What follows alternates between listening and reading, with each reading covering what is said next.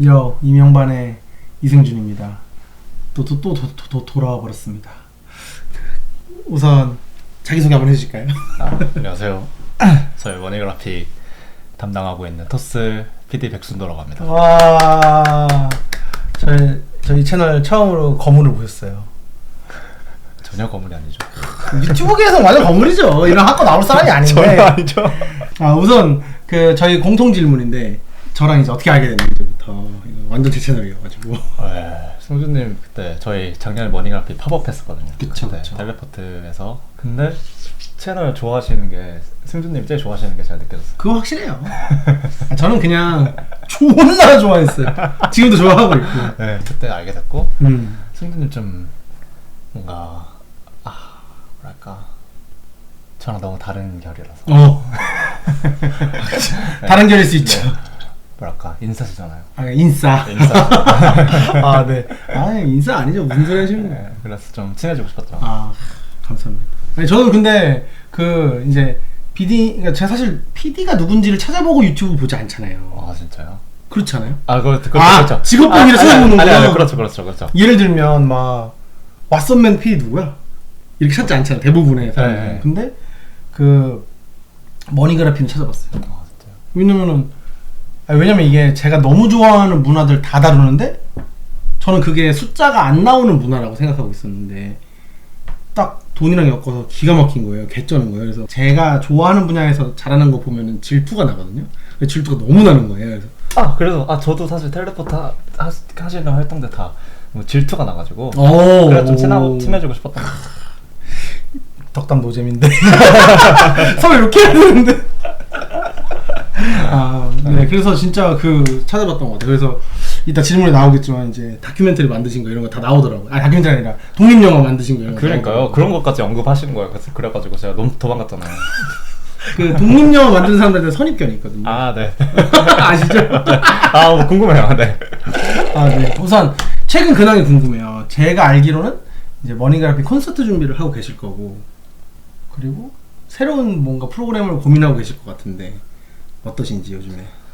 요즘에 진짜 머니코드 콘서트 준비하고 있고, 그리고 조금 휴직이 네, 팀원들 다 너무 달렸으니까 그래서 제가 이제 저희 팀장이니까 네. 제가 쉬어야 팀원들이 쉰다. 그쵸. 약간 그런 거를 자꾸 팀원들이 말씀해 주셔서 약간 더 달려가기 위해서 좀 충전하는 시간을 갖고 있고, 그래서 저희 토스 3년 다니면 한 달 유급휴가 주거든요. 이게 좋은 회사야. 좋은 회사 달라. 제가 4년 다녀가지고 6월에 떠나요. 한 달? 네. 유럽. 부러워하지 마. 부러워하지 말라고. 이거 쉽지 않아. 어쨌든 근데 부럽네요. 저도 부럽네. 그럼 유럽으로 가요, 한 달? 네. 그럼 뭐 해요? 포커스가 있어요, 여행이? 일단 좀 한국에서 벗어나고 싶다. 속세에서 벗어나고 싶다 해가지고 스페인 가서 프리마베라 와요? 들어가고. 네. 가세요? 안 가죠. 프리마베라 가보고 싶은데. 네. 가서 즐기고, 그리고 베를린 뭐 있고, 파리 뭐 이탈리. 그러면 바르셀로나 가신다는 얘기네요. 부럽다. 저 바르셀로나가 가보고 싶은 데 중에 포르투, 바르셀로나 이렇게 가보고 싶거든요. 진짜요? 저는 바르셀로나 가보긴 했어요. 그래요? 네. 그때 역시 막 엄청 막 너무 좋다 이런 건 아니었는데 근데 프리마베라 때문에 가는 거고, 전 베를린 기대하고 있어요. 전 다 안 가봐가지고. 근데 저는 가우디를 너무 좋아해가지고 가우디가 주는 그 시각적인 게 너무 매력적이어가지고 그걸 뭔가 항상 보고 싶다고 생각했는데 시간이 거의 약간 출장해야지만 해외 가고 요즘에 그렇게 되는 것 같아요. 제 얘기를 왜 하고 있죠? 그게 이제 근황이군요. 그러면 새로운 프로그램 같은 거는 좀 고민하고 이제 그걸 충전해서 고민을 하시려고 하는 거겠네요. 네. 제일 어려울 것 같아요. 히트작이 있는 유튜브 채널에. 그래요? 근데 이제 뒤에도 얘기하겠지만 향후 계획 얘기하겠지만 사실 다음 콘텐츠 재용님이랑 할 거라서. 다른 이름으로요? 그건 좀 고민하고 있어요. 알겠습니다. 그건 그거 뒤로 가서 얘기하고. 우선은 피디님에 대해서 조금 이제 약간 알아보고 나서 그 다음에 이제 저희 하고 싶은 얘기 좀 해보려고 하는데 이제 아까도 이제 제가 찾아봤다고 했잖아요. 근데 피디님이 전공이 비디오가 아니에요. 영화 영문학과? 인데 갑자기 어떻게 비디오맨이 됐어요? 원래 영화 하고 싶어 했고 아, 그래서 이제 막 고등학교 때도 막 상상마당에서 막 프로그램 하는 거 오? 자원봉사 같이 참여하는 거? 아니요 거기서 교육을 했어요. 막 그렇게 생활 영화 교실이라고. 아, 그래서 이제 직장인들 와가지고 그때 당시에 한창 아이폰으로 영화 찍기 이런 게 유행이었거든요. 아, 네네. 그래가지고 현업 영화 감독님들이 와서 동호회처럼 그런 거 하잖아요. 네. 상상마다. 그래서 막 10주 프로그램이면 단편 영화 하나 만들기 아, 그런 거였는데 그래서 그때도 막 그런 거 찾아다니고 했는데 이제 그때 만났던 감독님들 다 제가 영화 하고 싶다고 하니까 하지 말래요? 일단은 대학교 좋은 데 가라. 아, 그 고등학교예요? 그때 고등학교 때. 네. 아니, 생각보다 주도적인 삶을 사는 스타일이시구나. 그렇진 않은데 또 어떻게 또 해가지고 네. 근데 그러면 이제 고등학생이니까 대학부터 가라. 좋은 데로 가라. 네. 그럼 물어볼게. 그래, 공부는 좀 하니? 네. 그래, 공부 좀 한다고 하니까 그러면은 가라. 우선 좋은 데 가라. 네. 뭐 봉준호 감독, 박찬욱 감독 다. 그럼 네, 거기에 라인업이 있었어요? 아니요. 다 좋은 대학교를 나왔다. 영화과 나온 사람 없다. 해가지고 네. 일단 좋은 대학 가라. 해가지고 영문학과 갔고 그래서 대학교 때 이제 동아리 활동 열심히 했죠. 영화 관련된 거를. 네. 근데 영어 영문학이면 사실은 문학이 생각보다 되게 많이 들어와 있어서 막 셰익스피어 배우고 막 이러는 거잖아요. 네네. 안 가봤지만. 네. 그러면 또 영화랑 연결될 수 있는 부분도 분명히 고민 지점이 연결되는 게 있나요? 분명 있죠. 맞죠? 그게 사실 또 사실 거기서 막 이를테면 작품 쓰는 법을 알려주진 않는데 사실 영문학과에서 제일 많이 하는 게 비평이니까. 근데 사실 지금 만드는 컨텐츠도 어떻게 보면 좀 비평적인 측면이 있잖아요. 전부 다 그러네요, 약간. 그쵸. 오. 그래서 그런 게 이어져 왔을 수도 있고. 그리고 그리고 뭐 좋은 작가들 많이 알았죠. 네. 그리고 막 번역해야 되는 거잖아요. 네. 그럼 내용 달달 외워지는 거잖아요. 뭐 꼭 그건 그건 아니구나. 아니고 이거를 그 텍스트 있으면은 어떻게 해석하는지 글 쓰고 인종, 젠더, 계급 이런 거 많이 배웠죠. 역시 좋은 대학교 좋은 거 가르쳐 주는구나. 그렇군요. 그러면은 그렇게 해가지고 그냥 영화가 먼저였네요, 삶에서. 사실 그렇죠. 그러면 그러다가 대학교 가서 동호회 하고 그러면 만들어야겠다. 그러니까 생산자가 돼야겠다는 걸 언제쯤 생각한 거예요, 그거를? 1학년, 2학년 때는 전공 공부를 되게 열심히 했고 근데 이제 만들어야 되잖아요. 만들고 싶다는 욕구가 있으니까 3학년 때 동아리를 들어간 거예요. 1, 2학년 때는 동아리를 안 했어요? 네. 근데 그때 동아리가 조금 소수정의 동아리였는데 네. 그때 좀 열심히 했어요. 그래서 그러니까 유명하고 근본 있는 중앙 동아리 이런 거예요?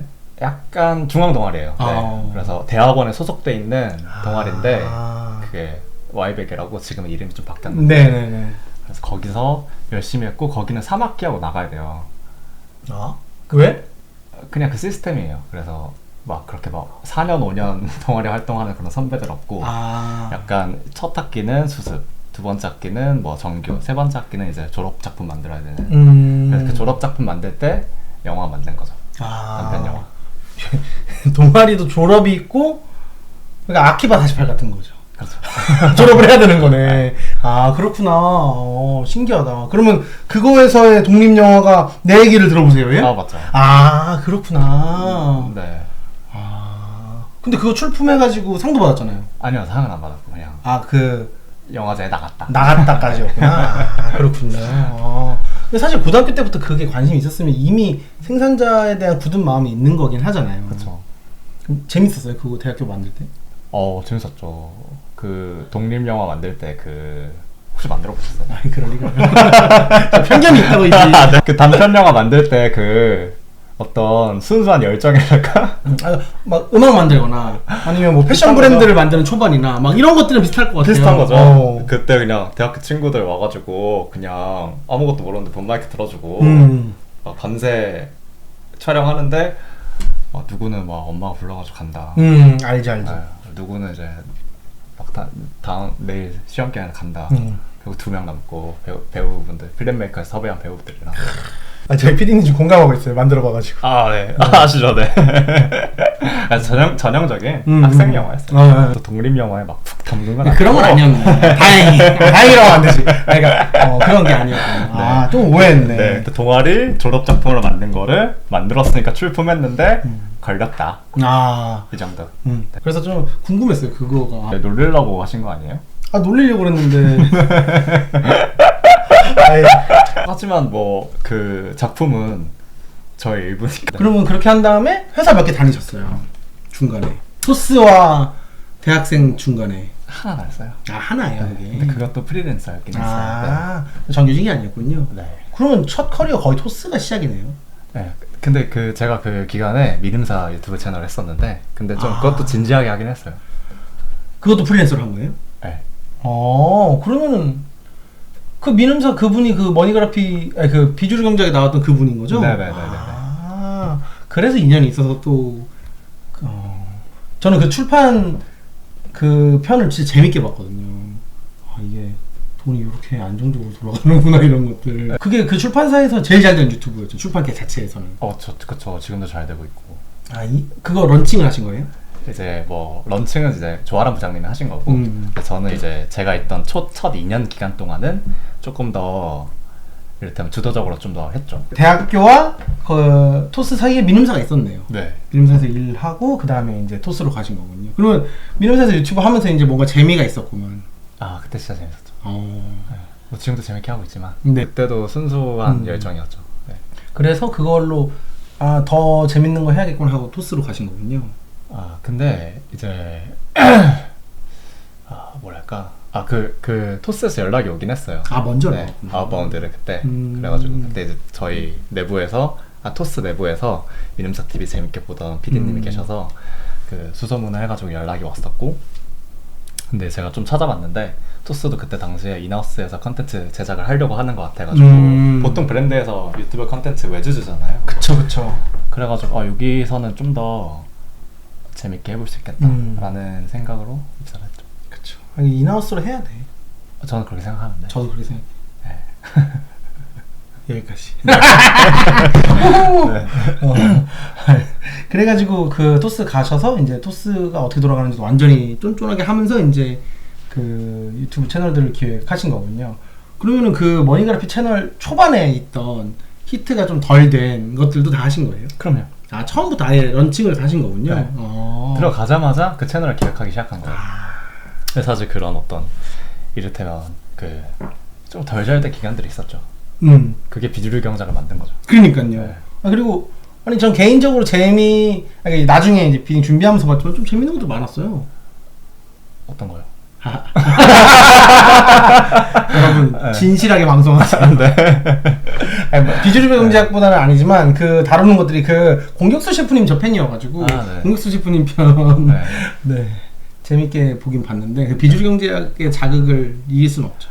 근데 그게 어떻게 힌트가 되긴 했죠. 왜냐면 좀 이렇게 스토리를 풀면은 어쨌든 토스에서 처음 들어갔을 때 머니그래피 열었을 때 주식 컨텐츠를 했는데 뭐 이를테면 3%를 우리가 붙어가지고 이겨야 되는데, 그러니까 슈카도 이겨야 되고 우리만 할 수 있는 컨텐츠를 해야 되는데 그걸 이제 탐색을 하기 시작한 거죠. 그게 세상에서 제일 어렵죠. 그래서 뭔가 그런 문화나 취향 영역을 경제랑 엮으면은 이건 안 하고 있는 거니까 좀 재밌을 것 같은데 해가지고 처음 시작한 게 그때 2021년에 22년에 그때 FMBC에 되게 핫했어. 네, 완전 그래가지고 핫했죠. 뮤직경제학을 음식을 먼저 한번 엮어보자. 왜냐면 맨날 먹는 거니까. 그래가지고 시도를 했고, 그게 어느 정도 이제 회사에서 인정을 받아가지고 저도 이렇게 하면 되겠다 했는데 근데 그 형식이 조금 무거웠어요. 다큐멘터리, 쇼 다큐멘터리 형식이어가지고 유튜브 채널을 잘 되려면은 많이 찍어야 되잖아요. 예능으로 가야겠다. 약간 이런 형식으로 가야 돼. 팟캐스트 형식. 네네. 그래가지고 피벗한 게 비주류 경제학이었어요. 그래서 처음부터 숫자가 바로 나왔어요? 비주류 경제학이요? 처음엔 잘 안 나왔어요. 똑같았죠, 그냥. 네. 더 안 나오진 않았을 것 같은데, 뮤직이랑. 비슷했어요, 그냥? 아니요, 뮤직경제학이 좀 더 잘 나왔죠. 초반에는. 네. 왜냐면 뮤직경제학은 그래도 공격 셰프님이 계시니까 셰프님 아시는 분들은 좀 봤을 텐데 근데 비주류 경제가 처음 시작했을 때는 창선님이랑 이재용 회계사 이렇게 나왔으니까 재용님이 근데 뭐 제가 발굴한 건 아니에요. 언더스탠딩에서 그 언더스탠딩에서 하고 있었지만 거기랑 팬이 너무 다르니까 너무 다르니까 유입이 안 되는군요. 완전 연령층이 다를 거예요. 아 맞아요. 네. 그래서 그랬는데 이제 그래도 반응이 조금 빨리 왔어요. 와디님 나온 편부터 조금은 되겠다 싶긴 했어요. 네. 그 와디님 나온 것도 재밌긴 했던 것 같아요. 그리고 그거 제가 그 스니커즈 시장 일하고 그 원래 팬이니까 재밌게 봤긴 했는데 숫자도 잘 나왔어요. 그때 이제 그 와디님 원래 저희가 그때 그 시즌 1 때는 사이드 A, 사이드 B 해가지고 게스트 한 분 불러서 2회차를 찍는 게 원래 컨셉이었는데 근데 와디님이 그때 앞으로 더 잘 될 스니커즈 브랜드 추천해 주셨거든요. 그 온러닝이 있었구나. 그때는 뭐 온러닝도 전이에요. 그때 아식스 찍어주셨어. 아식스. 아식스도 잘 됐죠. 그 네. 이후로. 그래서 그거를 그냥 따로 내보냈는데 근데 그게 조금 터졌죠. 그때 아식스 막 사람들 사고 있고 막 그럴 때였어. 맞아요. 네. 댓글에는 사실 아식스? 장난? 늦었는데? 이랬는데 맞아 늦었다고 할 수 있지. 근데 사실 또 대중이 봤을 때는 한 발짝 빠르니까 그래가지고 그 뒤로 아식스 더 잘 됐죠. 그쵸. 그리고 아식스가 갑자기 똑똑해졌어요. 그래요? 자기가 보기에는 그냥 저는 이제 맨날 그거 하고 있으니까. 근데 그때도 키코 코스타니로프 콜라보 하고 검정 신발 막 테크웨어 뜨면서 떴던 거니까 늦었다고 댓글 다는 정도의 오타쿠들은 그쵸. 왜냐면 그땐 채널 아직 안 컸으니까 오타쿠들만 오셨거든요. 그쵸. 네. 이 와디도 그리고 와디 성님도 그때는 오타쿠들만 볼 때일지도 몰라요. 덜 핫할 때. 그러다 갑자기 음악으로 튼 건 왜 그랬던 거였어요? 근데 그때 원래 이제 6개 기획을 했을 때 또 미식경제 하다 보니까 이제 음식만 계속 하니까 이게 사실 노잼이잖아요. 네, 미식 채널도 아니고 그러니까 우리는 돈 얘기해야 되는데 다양한 걸 다루자 해가지고 그때 처음에 꼽았던 게 게임, 스니커즈 그리고 케이팝, 음악, 스포츠 그리고 애니메이션까지 하나 더 있었는데 커피. 네. 그래서 그거 6개 정해두고 시작을 했고 그래서 그때 오키팜님 제일 하이프 붙었을 때여가지고 나왔던 거죠. 그러니까 이거 질문 없는데 게스트 선정하는 게 기가 막힌 거예요. 처음에요? 네. 아니 그 모든 그 패션에서 장석종이 나왔잖아요. 질투가 졸라 나는 거예요 또. 왜냐면 근데 이제 석종이 형이 물론 이제 그 편집장부터 해가지고 유튜브도 잘하고 있고 하지만 나도 저 형만큼 아는 것 같은데 라는 이제 착각을 하고 있어. 네. 근데 이제 그 유튜버 나오기 전에 다 같이 식사를 한번 한 적이 있어요. 뭐 하는 게 있어가지고. 근데 아니다, 유튜브 나오자마자 였나 보다. 근데 와 그렇게 준비를 많이 하는 작가님들 유튜브 컨텐츠에 처음 봤다. 왜냐면 장석동 채널이든 여기든 후뚜루마뚜루 이렇게 하잖아요. 요즘에 장석동 채널은 좀 모르겠지만 그 당시만 해도 그렇게 하고 있었는데 이제 너무 이제 회사원으로서 준비하니까 퀄리티가 다르잖아요. 이게. 네. 그래서 왜냐면 그러니까 서브컬처는 메인으로 이걸 하는 채널이 없으니까 별로 없어요. 정말 몇 개 없을 거예요.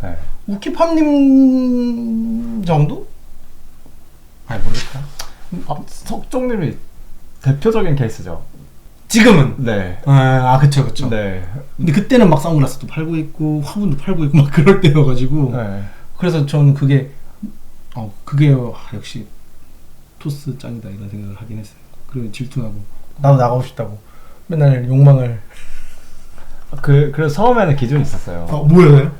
처음에는 그래서 이게 되게 확실하잖아요. 왜냐면 전문가인데 말을 잘해야 되지. 그리고 나름의 팬덤이 있는. 근데 그러면은 사실 유튜버. 네. 그래서 각 분야의 유튜버 모시자. 스니커즈 하면 와디. 확실하죠. 음악 하면 오키파. 커피 하면 안스타님. 그리고 NBA, MLB는 그때 조코피님, 조현일 해설위원. 그래가지고 그 기준에 따라서 유튜버만 모은 거예요. 초반에는. 근데 나중에 가면은 점점 다채로워진 건 거죠. 그쵸. 왜냐면 장르가 달라져 버리니까. 네. 왜냐면 저는 지금은 아예 그렇게는 생각 안 하는데 유튜브는 유튜브에서 먹혀야 된다. 유튜브에서 떠야 된다. 그래가지고 예를 들어서 막 인스타에서 바이럴 되거나 트위터에서 바이럴 되거나 그것도 의미가 있는데 유튜브 조회수에 직결되진 않거든요. 유튜브는 알고리즘에 먹혀야 된다. 그럼 그거를 제일 잘하는 사람들은 유튜버고 썸네일 나왔을 때 클릭하는 전력이 있었군요. 그쵸. 그래서 그때 처음에는 진짜 그 각 분야의 1등 1등 유튜버들만 모으자 했었던 거죠. 그래서 성공했던 거잖아요, 사실은. 그쵸. 근데 시즌 2로 가면 이제 다양해지니까 1등이라고 할 게 없는 장르들이 생긴 거잖아요.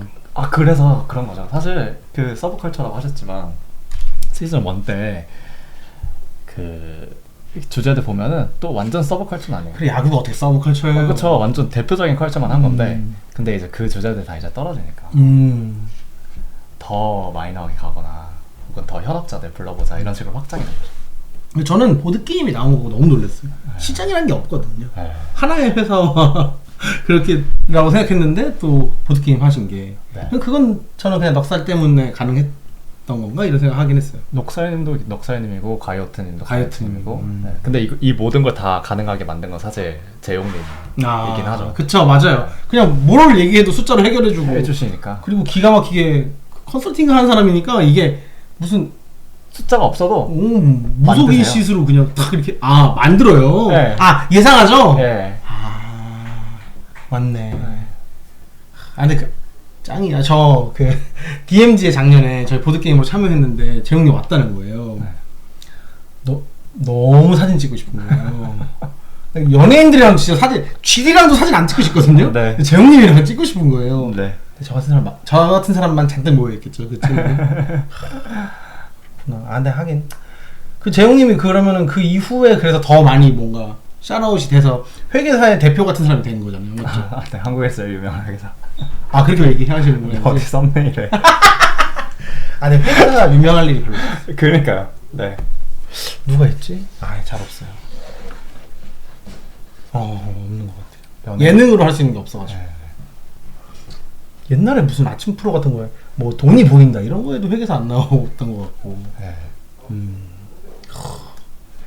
그렇구나. 그러면은 그 이후에 이제 그 음악으로 갔단 말이에요. 머니코드. 머니코드는 음악이어서. 그거는 뭐 조금 다른 차원의 이야기인데 이제 비주경작 같이 하는 크루 팀원 중에 음악 진짜 좋아하는 분이 있었어요. 있었어요? 제가 아는 사람 아니에요? 맞아요. 네. 그래서 그 은유님이 음악 쪽에서 일하시던 분. 네.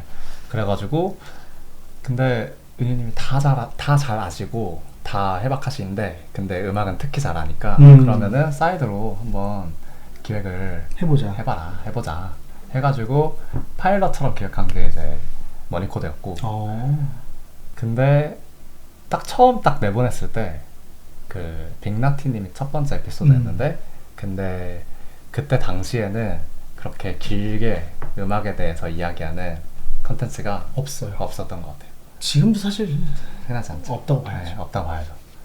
유의미한 숫자 나오는 거는. 그렇죠.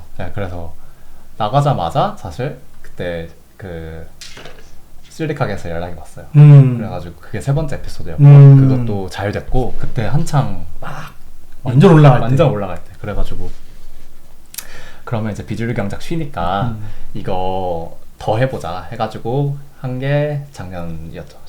네. 그러면서 중간에 룩삼님 네, 룩삼님 들어오시고 네. 그런 게 다 제가 보기에는 제가 좋아하는 것들을 다 유의미하게 숫자 내서. 왜냐면은 저도 음악 뮤지션들 앨범 나오면 나갈 데가 없는 거예요. 뭐 비빔밥도 나중에 생겨. 그것도 하다가 그냥 지금 좀 또 안 하고 있으니까 그런 게 너무 부럽다는 생각을 했어요. 그게 진짜 근데 그게 그래서 저 궁금한 게 있는데 뮤지션이 듣보 잡히면 숫자가 안 나오겠죠? 어쩔 수 없이? 약간 그 머니코드 좀 네, 위험하다. 네. 근데 위험하지 않아. 왜냐면 그냥 위험하지. 네. 그러니까 그 아티스트 유명세에 좀 당연히 좌우되는 게 있죠. 근데 그 컨텐츠 핏도 사실 중요해서 아무리 유명해도 사실 저희는 조금 깊이 들어가는 편이라고 생각하거든요. 그래서 그런 이야기를 할 수 있는 아티스트가 있고 그런 이야기를 못하는 아티스트가 있고 근데 이를테면은 뭐 그때 실리카게 김한준님, 김춘춘씨 나오셨을 때는 완전 그 철학이 되게 분명해서 보통 핏한 게 아니죠. 네. 그래서 완전 깊이 들어갈 수 있었던 것 같고 그런 좀 차이가 있는 것 같아요. 아 그거와 인지도와 뭐 이렇게 여러 가지 여러 가지 있는 팩터가. 거군요. 부러웠어. 그냥 부러움 천지네. 아 그래요? 아니, 그런 채널 갖고 싶어요. 지금도 그냥 정말요? 뮤지션들 앨범 나올 때 무조건 나오고 싶은 채널. 저도 막 까대 내보내달라고 그랬잖아요. 네. 그런 게 사실 어디 가서 할 곳이 제가 밴부몬 너무 사랑하는데 밴부몬 제가 열심히 도와줬는데 그것도 그런 채널이 없으니까 필요한데 너무. 왜냐면 근데 아까 말했던 것처럼 저희는 그런 종류의 이야기를 길게 할 수 있는 아티스트들이 나와야지 잘 되는 채널인 것 같아요.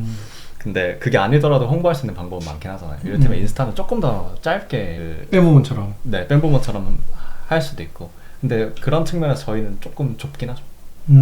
나올 수 있는 아티스트의 폭이. 아 깊고 인지도도 있고 깊은 얘기도 해야 되니까. 네. 아 그쵸. 인지도가 없더라도. 없더라도. 네, 머니코드니까. 산업에 대한 이야기 해야 되니까. 씬에 대한 얘기를 좀 해야 되니까. 씬에 대한 얘기. 생각보다 뮤지션들이 씬을 생각하면서 자기 작업을 하지 않으니까. 그러니까 맞아요. 근데 이 덕화이언님 같은 경우에는 그냥 완전 설계자 같은 사람이 스타일이잖아요. 네. 그러니까 그런 얘기들이 가능한데 약간 비평가 같은 느낌이 있어요. 그리고 기획자로서도 그러니까요. 기능하고. 그러니까 그런 비평적인 사고를 하신 아티스트 분들이 왔을 때 이게 딱 맞는 것 같아요. 그게 레이블 하려면 그런 게 좀 돼야지 되는데. 그쵸. 그래서 사장님들, 레이블 사장님 하시는 분들 한 명씩 부르면은 그렇게 많이 부르라고 하긴 했죠. 그래서 이미 생각하셨구나. 네. 아니 이 머니그래피 채널 뭐 하루 종일 얘기할 것 같아 디테일하게 정말요? 하면은. 자 그래서 이제 질문도 다시 다음 질문으로 넘어가 볼게요. 네. 가장 인상 깊었던 에피소드 한 3개? 3개. 원래 제일 좋은 거 제일 싫은 거 하려고 그랬는데 그거 좀 또 회사원이니까 네. 가장 좋았던 에피소드 3개만. 네. 좋았던 거 말고요. 인상 깊은 에피소드 딱 머릿속에 떠오르는 거. 일단 그 첫 번째는 NBA 대 MLB. 그거는 너무 재밌어서 그 현장에서 느꼈고 네. 이거에 대한 좀 확신을 줬던 에피소드이기는 해요. 왜냐면 사실 그 전에 에피소드들도 다 재밌긴 했거든요. K-pop, 커피 이런 것도 다 그 전에 나오긴 했는데 근데 그 저희는 제작이랑 발행이랑 시차가 좀 있어가지고 한 달 걸리거든요. 그래서 그 외부 반응을 좀 못 얻는 상태에서 제작을 하다 보니까 현장에서 약간 이게 맞나라는 의심이 조금 있기는 했는데 NBA 대 MLB 때는 뭐 찍을 때도 그렇고 나갈 때도 그렇고 확신이 있었구나. 확신이 딱 생겼던 에피소드. 그래서 그게 사실 되게 채널 차원에서도 분기점이 됐었던 것 같고 두 번째는 그 1밀리언 리아킴 나왔을 때 그게 좀 기억이 남는데 그거는 그때는 재무제표가 아예 없었거든요. 그래서 이제 재무제표를 만들기에 혹시 그런 혹은 그런 실제적인 숫자를 다루기에 너무 작은 산업이니까 그냥 댄스 산업 상장된 회사 자체가 없네요. 없죠. 네. 그래서 사실 제작진 내부에서도 할 수 있냐? 리아킴님이나 효진초이님은 너무 삐탄 게스트지만 너무 매력적인 게스트지만 맞아요. 근데 이제 그런 이야기를 할 수 없으면 컨텐츠 힘이 사라지니까 근데 이제 리아킴님도 사실 CEO시고 그리고 재용님이 그 숫자를 만들어내는 걸 보고 이거는 이제 재무제표가 없는 분야도 할 수 있겠구나라는 믿음을 확신을 줬죠. 확신을 줬었죠. 그래서 시즌2 때 이를테면 보드게임 기획을 할 때 그때는 사실 걱정이 없었죠. 뭐 보드게임은 심지어 그 코리아 보드게임즈 회사도 있고 재무제표도 맞아요. 있고 있죠 거기는. 그래서 뭐 그런 더 딥한 분야로도 갈 수 있겠구나라는 확신을 줬던 에피소드였고 그리고 하나는 진짜 철저하게 제작과자 관점이네요. 네. 제작자니까. 네. 네. 맞아요. 하나도 제작자예요? 나머지 하나는 두 개 하나만 하면은 페스티벌 편. 제일 좋아하는 편인데. 저도 그런데요. 그냥 이거는 그냥 보는 사람 관점에서 사실 제가 비주류 경작에서 조금 아쉬운 거는 약간 컨텐츠가 좀 T 컨텐츠잖아요. 감성이 없다. 감성의 그런 디자인이나 이런 건 감성이 있는데 내용상으로 감성은 없잖아요. 숫자니까 사실 되게 냉정한 이야기 많이 하시고 재용님 되게 그런 비판적인 사고가 특히 발달하신 그쵸. 분이고, 근데 페스티벌 편은 그런 좀 감정적인 울림이 있었던 것 같아요. 엔딩 편에서 재용님이 숫자와 무관하게 그 수정 감독님이 하시는 그런 행보를 응원하는 그런 멘트 혹은 그 인사이트 마지막 결론이 그게 좀 힘이 있었던 것 같아가지고 그게 좀 기억에 남는 것 같아요. 이 수정 감독님이 그 아까 막 그 독립영화 찍을 때 그 순수한 그거를 돈이 크게 돌고 있는데도 계속 유지하는 인간이어가지고. 아, 그러니까요.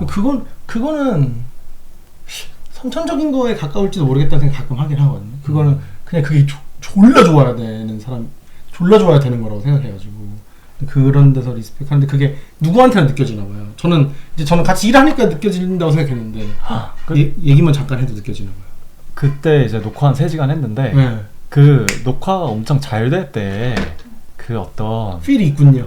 그 고양되는 현장에서의 그 감각이 있거든요. 그 머니코더 할 때도 더 콰이언님 편에서도 그랬고 근데 페스티벌 편에서 딱 그런 느낌이 있었고 왜냐하면 그거는 찍는 저희뿐만 아니라 진행하신 창선님이나 재용님도 그 말씀을 하셨어요.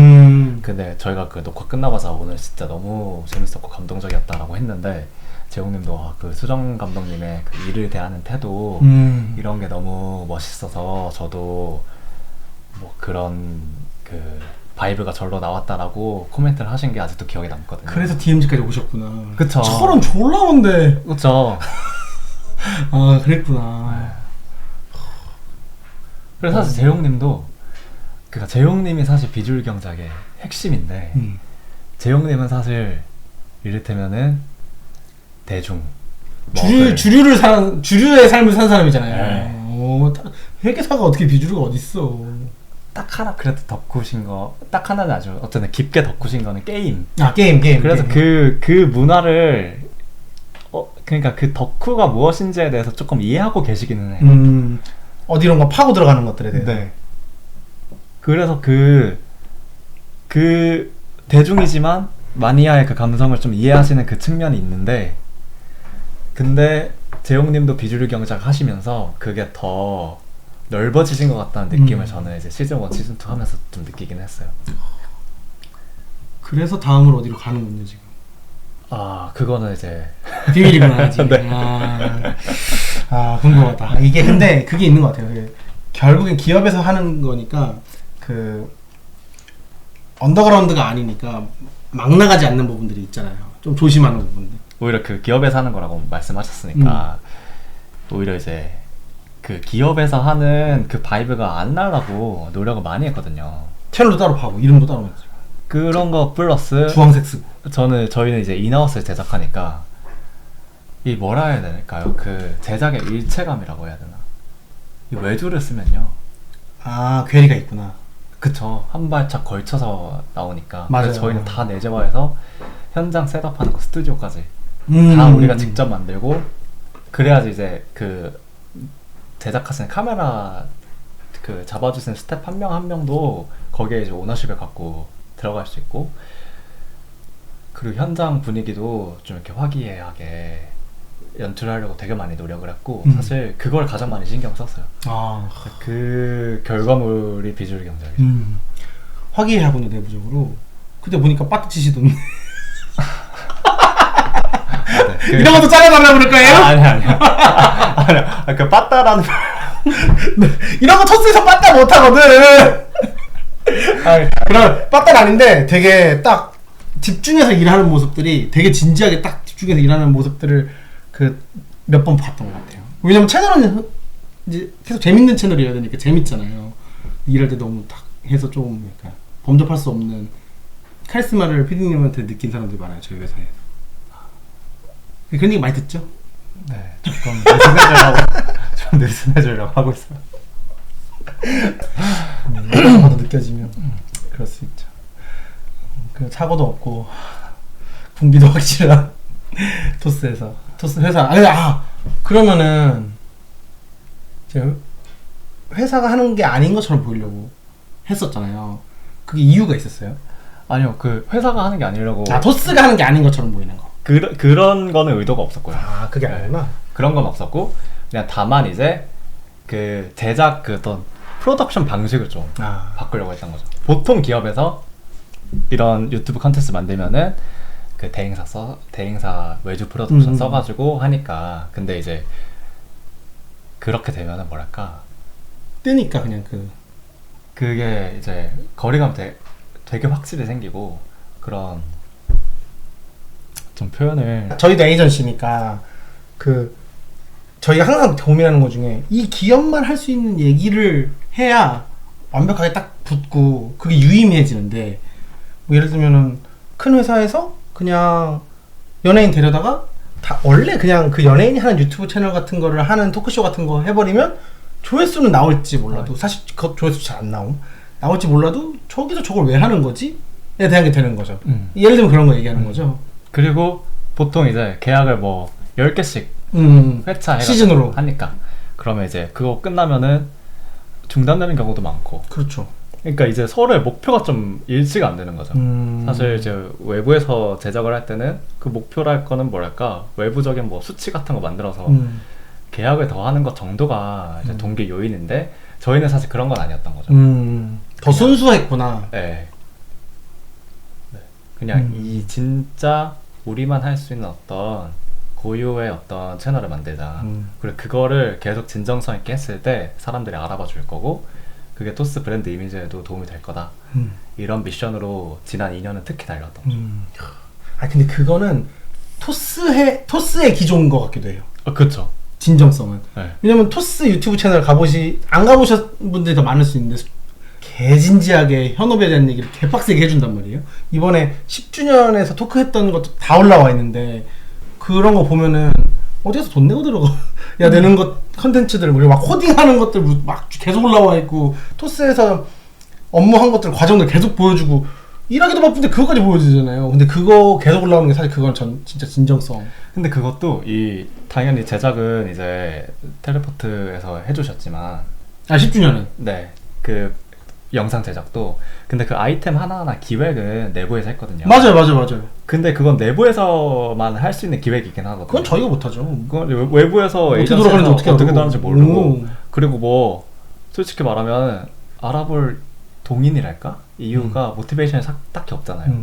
그러니까 그런 DNA가 사실 저희 회사에 있기 때문에 머니그래피 같은 거 할 수 있었던 거예요. 그러니까요. 원래 그러니까 컨텐츠가 오래 유지 못 되는 이유 중에 담당자가 바뀐다. 욕망을 가진 담당자가 바뀌거나. 맞죠? 네. 아니면 숫자나 돈이 안 된다. 네. 그러면 그냥 아웃이란 말이에요. 근데 사실은 브랜딩이란 거 요즘에 마케팅에서 그 얘기 커뮤니티 빌딩 요지를 졸라 많이 하는데 그런 것들 보면은 다 엄청 막 10년을 넘게 하고 막 몇십 년을 해야지 그게 되는 건데 단기간에 뭐 해보려다가 다 꼬꾸러지잖아요. 그게 내부에 있으니까 되는 건고. 그쵸. 그리고 내부에 있어서만 되는 것도 아닌 것 같고 제가 보기에는 그냥 그게 그냥 사내 문화이기 때문에 되는 것 같다는 생각이 들어요. 에이전시로서 토스랑 일하면 즐거운 건 모든 회사, 그러니까 어떤 일부 회사들은 저희가 고민해서 주면 그냥 그대로 하거든요. 근데 그게 나쁘다는 건 아니에요. 저희는 워낙 잘하니까. 근데 그 고민을 같이 해서 같이 나왔을 때 그 쫀쫀함 있잖아요. 그걸 고향감이라고 표현하셨던 거랑 비슷할지도 모르겠는데 그런 것들이 그 회사마다 다른데 토스가 되게 높아요. 저희가 여러 번 일하는 회사들은 무조건 그게 엄청 높거든요. 레벨이. 토스가 진짜 높았어요. 좀 피곤할 정도로. 그래서 무조건 결과물이 잘 나오는 거라고 느끼긴 했어요. 완전 동의해요. 완전 동의해요. 네. 칭찬만 했어요. 저는 좀 자제했어요 방금. 직접 하면 좀 징그러우니까. 네. 아니 이거를 제가 저 마케팅 강연 가끔 하거든요. 요청 받으면 할 때가 있는데 이 얘기를 항상 하게 되더라고요. 왜냐면은 이제 대부분 저희가 했던 프로젝트 중심으로 설명해 달라고 하면은 머니북 이런 거 얘기했을 때 그렇게 얘기하게 되긴 하더라고요. 다 사람이 하는 일이라서 사람이 별로 중요한 것 같아요. 그래서 머니그래피 팀이 좀 흥미로웠어요. 출신 성분들이 희한한 사람들이 다 모여있어. 다른 토스 분들이랑은 다른 팀들이랑은 완전 갭이 뜰 것 같아요. 맞죠? 아니 근데 어쩔 수 없어. 금융, 네. IT, 오타쿠. 그쵸. 이상 막 인디 음원 유통사 출신 있고 막 민음사 유튜브 만들던 사람 있고 다른 사람도 다 그런 사람들일 거 아니에요. 네. 그러니까 네. 그러면 뜰 수밖에 없을 것 같은 거예요. 네. 그게 그래서 재밌는 게 나오나 보다 싶은 생각이 들었어요. 그 토스라서 할 수 있었던 거긴 하죠. 그러니까요. 그렇게 꾸준히 한다는 게 멋있어요. 부럽다. 나 돈 많이 벌어서 저 그런 거 하고 싶다는 생각 하고 있어요. 돈 어떻게 벌어요? 제가 버는 게 아니어서 저는 진짜 그러면 다음 질문으로 넘어가 볼게요. 저는 이제 언더그라운드 인디 음악이나 패션이나 뭐 아니면은 스니커즈는 제가 실제로 엄청 일하고 있고 연계되어 있는 곳들이라고 생각하는데 안에 있으면 또 잘 안 보이잖아요. 근데 바깥에서 그걸 해설하려고 계속 보고 있는 입장에서 아 이거는 좀 더 재밌겠다 이런 뭐 이런 것들 뭔가 그냥 드는 생각들이 있어요.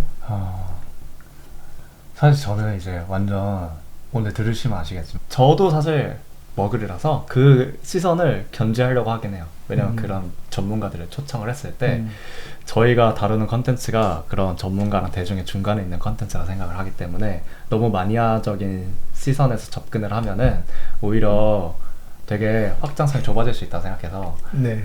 사실 살짝 모르는 입장에서 그치. 그러니까 재영님 통해서 그런 질문을 하는 거죠. 뭐 그쵸.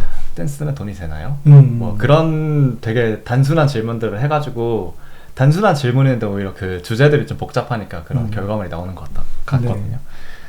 좋은 방패였습니다. 그러면은 그런데 오 있다. 다만 아 이제 있었구나. 그냥 뭐 이건 인사이트는 아니지만 어쨌든 그 서브컬처 각 문화가 더 커지긴 어렵겠지만 제가 봤을 때 이를테면 석종님 유튜브 구독자 한 3만 정도 되잖아요. 네. 근데 너무 매력적이잖아요. 저는 그렇게 생각하거든요. 네네. 그런 것들이 계속 앞으로 유지됐으면 좋겠고 유지 돼야 되고 어떻게 보면 유지될 것 같다. 왜냐면 어쨌든 이제 유튜브의 한정에서 얘기하면은 좀 레거시가 됐고 새로운 플레이어들 진입하기 되게 어려워졌고 네. 저만 해도 이제 뭐 그런 방송국 채널이 차지하는 비중이 되게 높아졌거든요, 알고리즘에서. 네, 그쵸. 근데 그러다 보니까 오히려 뭐 석종님이랄지 뭐 힙합의 뭐 김강턴님이랄지 그런 분들이 구독자는 보여지는 숫자는 적어도 거기서 발신하는 어떤 영향력이나 그리고 그들 팬층이 반응하는 어떤 그 열렬함이 더 커지고 있는 것 같아요. 트리거로서 역할을 더 세게 할 수 있는 게 되는 거죠. 네. 아 그러네요. 아니, 맨날 마케팅 할 때 마이크로 인플루언서가 더 중요하다. 네. 팔로워들이 완전 집중하고 있고 영향력이 있는 사람들이 팔로우하고 있는 사람이 중요하다 하는데 그게 똑같네 어떻게 보면은. 그쵸. 그 사피엔스 TV도 유튜브 구독자 아직 5만 안 되셨을 텐데 맞아요. 근데도 어떤 뭐랄까 이 컨텐츠가 미친 영향력이나 그 팬들이 반응하는 강렬함이나 이런 게 되게 느껴지거든요. 씬에서 다 보잖아요. 다 보고 있고. 네. 그래서 앞으로도 그렇게 될 것 같고 더 그렇게 됐으면 좋겠다. 일본 같은 데가 부러운 게 각 장르별로 패션에서도 세그먼트별로 되게 매력적인 잡지들이 계속 나오고 그거 계속 소비하고 하는 건데 저희는 이제 잡지 세상은 아니니까 한국은 그런 게 유튜브로 그렇게 해서 사실 5만이 적은 거 절대 아니거든요. 아 그럼요. 5만 명 뭐 공연으로 생각해 보면 1000명 먹으면 막 눈물이 나요. 근데 막 5만 명이 물론 이제 다 보진 않겠지만 10분의 1만 봐도. 근데 인스타 팔로워는 더 많으시잖아요. 사피엔스 TV는 그래요. 그리고 인스타 클립도 조회수가 더 많이 나와요. 세상이 그런 거구나. 그 세상이 그 사피엔스 TV가 타겟팅하고 보는 사람들이 인스타에 다 있구나. 그러니까요. 아마 그거를 막 의도하시진 않았을 거라 생각하는데. 그렇겠죠. 네. 근데 이제 막 그런 걸 보면서 그렇게 이를테면 옛날에는 구독자 수가 중요했고 지금도 저희는 중요하게 생각을 하긴 중요하죠. 해요. 근데 그거에가 반영하지 않는 그런 파워가 있는 것 같아요. 제가 유튜브 하는 이유 중에 하나도 그거긴 하거든요. 네. 300명한테만 잘 얘기하자 같은 느낌이었어가지고. 그러니까요. 그게 누구한테는 300명일 수도 있고 누구한테는 3000명일 수도 있고 누구한테는 3만 명일 수도 있죠. 맞아요. 오, 여러분이 개쩌는 인사이트입니다. 그렇구나. 더 관심 가져신 거. 비주류 경제학 제작을 하면서. 제작하면서요. 사실 저는 진짜 몰라요. 그 각 분야에 대해서 생각하시는 것보다 훨씬 더 몰라요.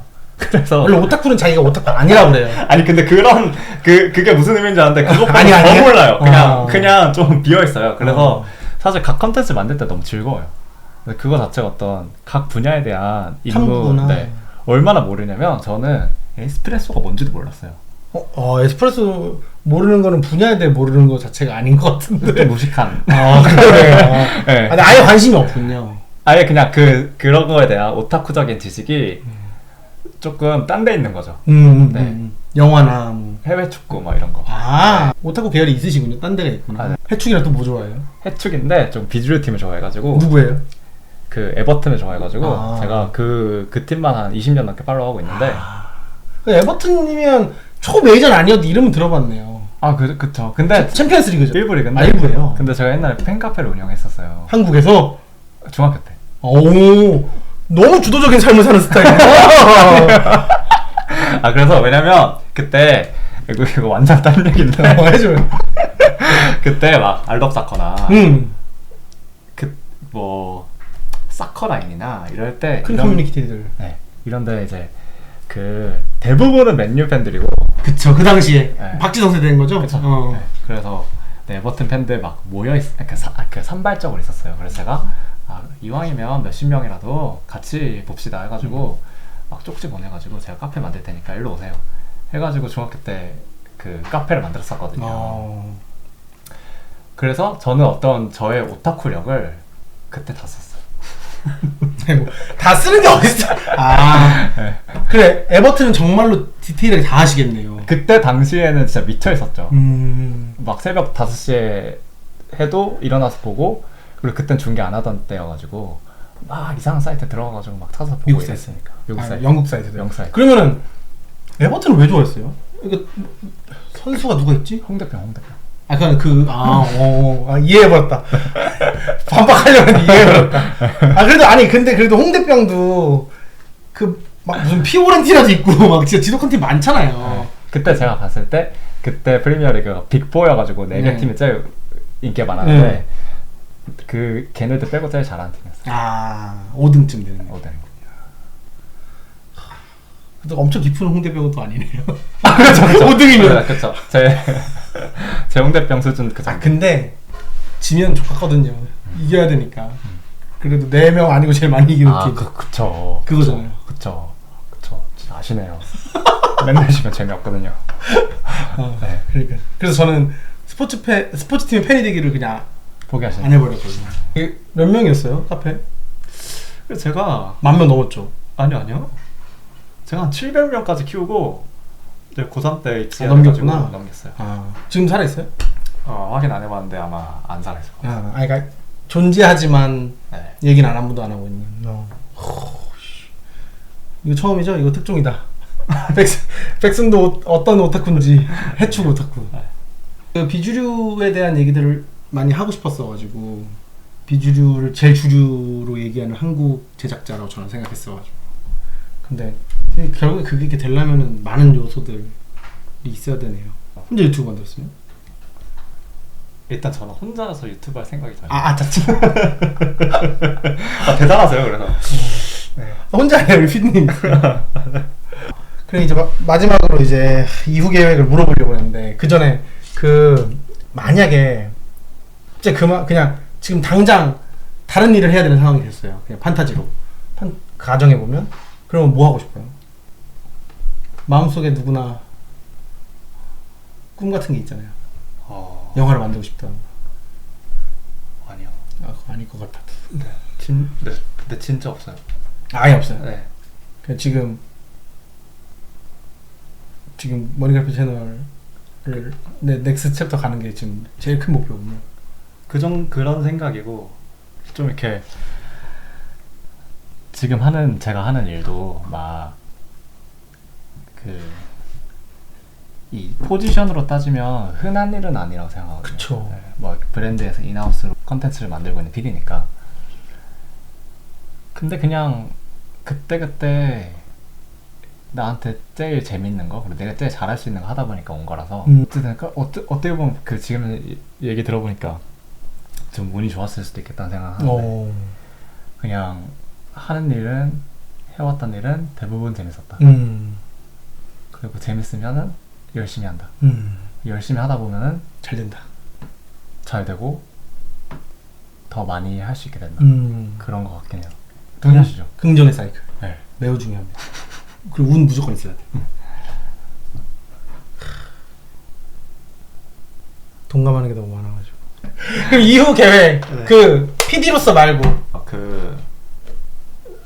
진짜 쉬려고요. 유럽을 힘껏 즐기고 오실 거고. 힘껏 즐기고 와서 힘껏 즐기고요. 그냥 이렇게 모든 일을 다 손을 다 비우고 떠나는 게 진짜 오랜만이에요. 거의 한 10년 정도.